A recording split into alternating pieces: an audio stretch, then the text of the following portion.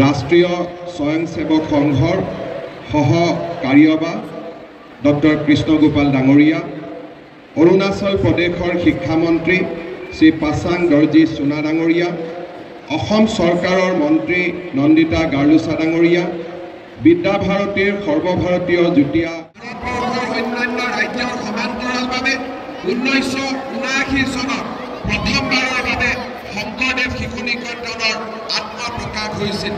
গুৱাহাটীৰ অম্বিকাগিৰি নগৰত প্ৰতিষ্ঠা হোৱা প্ৰথমখন শংকৰদেৱ বিদ্যা নিকেতনৰ জৰিয়তে অসমত বিদ্যা ভাৰতীৰ বিদ্যালয়সমূহ আৰম্ভ হৈছিল।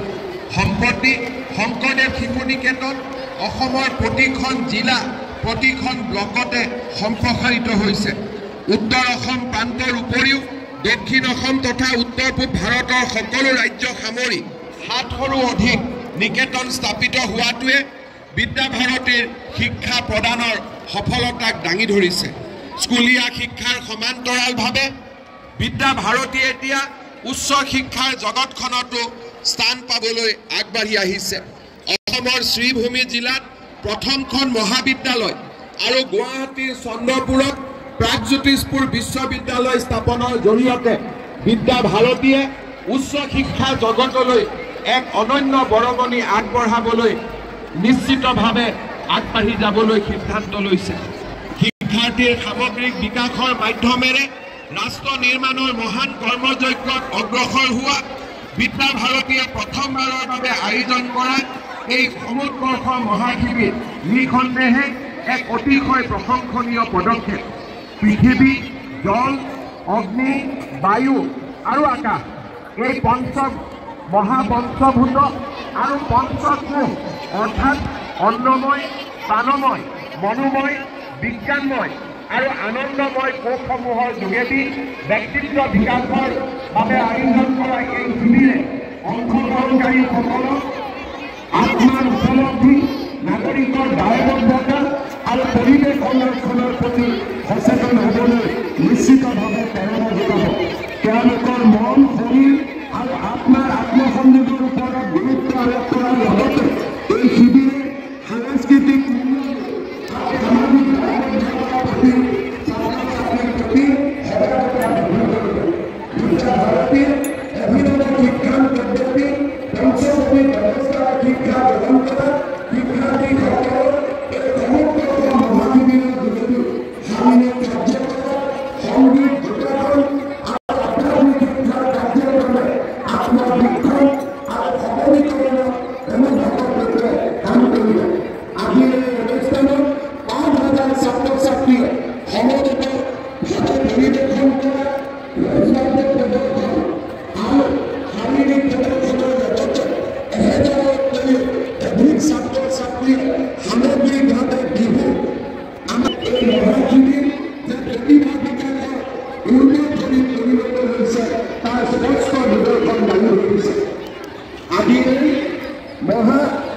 আমাৰ শিবিৰত অংশগ্ৰহণ কৰা প্ৰতিগৰাকী ছাত্ৰ ছাত্ৰীক তেওঁলোকৰ সুন্দৰ পৰিৱেশনৰ বাবে মই আন্তৰিক ধন্যবাদ আৰু অভিনন্দন জনাইছোঁ আৰু উপস্থিত থকা তেখেতসকলৰ মাতৃসকল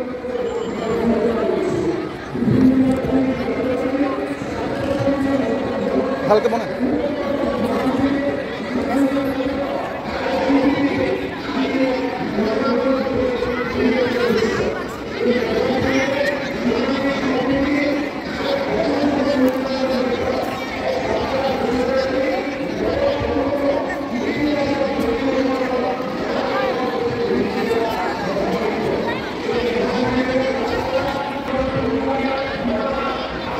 व्यूअर देख सकते हैं विद्या भारती समुद्र महाशिविर 5000 लोग रोज प्रदर्शन किए हैं और हमारे डॉक्टर हेमंत बिश्व शर्मा अभी भाषण दे रहे हैं, देख रहे हैं।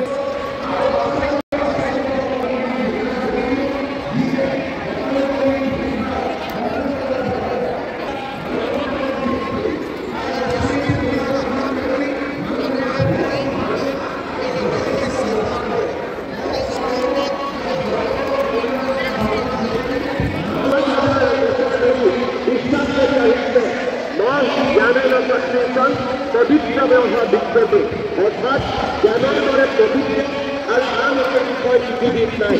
আমাৰ দেশ প্ৰাচীন কালৰ পৰা জ্ঞান চৰ্চাৰ অন্যান্য কেন্দ্ৰ হিচাপে বিকশিত হৈ আহিছে।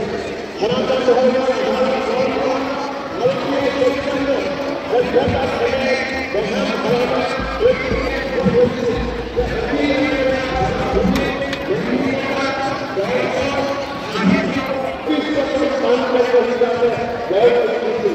বিজ্ঞান জ্যোতিৰ্বিজ্ঞান গণিত নিদান শাস্ত্ৰ ভাৰতীয়সকলৰ দক্ষতা আছিল ভৌতিক বিজ্ঞানৰ মাজতে ভাৰতীয় গণিতসকলে যিটো বিজ্ঞানত অত্যাধিক গুৰুত্ব দিছিল সেয়া আছিল শিক্ষাৰ বিজ্ঞান দ্য সায়েন্স অফ কনচিয়াছনেছ।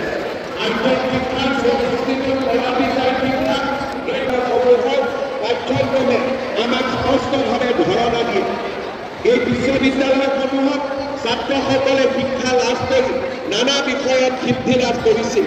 তেওঁলোকে নতুন নতুন তত্ত্ব আৰু তত্ত্বৰ আৱিষ্কাৰ কৰিছিল। এনে এক গৰিমামণ্ডিত ঐতিহ্যৰ ভেটিত প্ৰতিষ্ঠিত আমাৰ শিক্ষা ব্যৱস্থাত নিজকে আগুৱাই নিবলৈ শিক্ষাৰ্থীসকলে কৃচ্ছ সাধনা কৰিব লাগিব। শিক্ষাৰ্থীসকলে অধ্যয়নক এক তপস্যা বুলি গ্ৰহণ কৰিব লাগিব। যি তপস্যাই তেতিয়াহ'লে চিন্তাৰ দৰ্শন হ'ব নোৱাৰে। তেনে মনত প্ৰশ্ন কৰিব লাগিব, তেতিয়াহে জ্ঞানৰ উদ্ভৱ হয়। তদুপৰি গুৰু সেৱাৰ উপৰিও পিতৃ মাতৃ আৰু সমাজৰ সেৱাত আত্মনিয়োগ কৰিবলৈ মনত সৎ বুদ্ধিৰ উদয় হয়। সেইবাবে প্ৰাচীন কালত সেৱা শিক্ষাৰ এক অপৰিহাৰ্য অংগ বুলি গণ্য কৰা হৈছিল। গভীৰ শ্ৰদ্ধা, কঠোৰ অধ্যৱসায়ৰ পৰা পোৱা তৎপৰতা আৰু ইন্দ্ৰিয় সংযমৰ ফলতহে মানুহৰ প্ৰকৃত জ্ঞানৰ অধিকাৰী হোৱাৰ সৌভাগ্য ঘটে। শিক্ষাৰ্থীসকলে 1100 स्टूडेंट्स जो बिहू परफॉर्मेंस किए हैं और हमारे जो असम के मुख्यमंत्री डॉक्टर हिमंत बिश्व शर्मा ने अभी स्पीच भाषण दे रहा है। देख सकते हैं पूरा स्टेडियम जो स्टेडियम गुवाहाटी में पूरा बड़ा हुआ है। देख सकते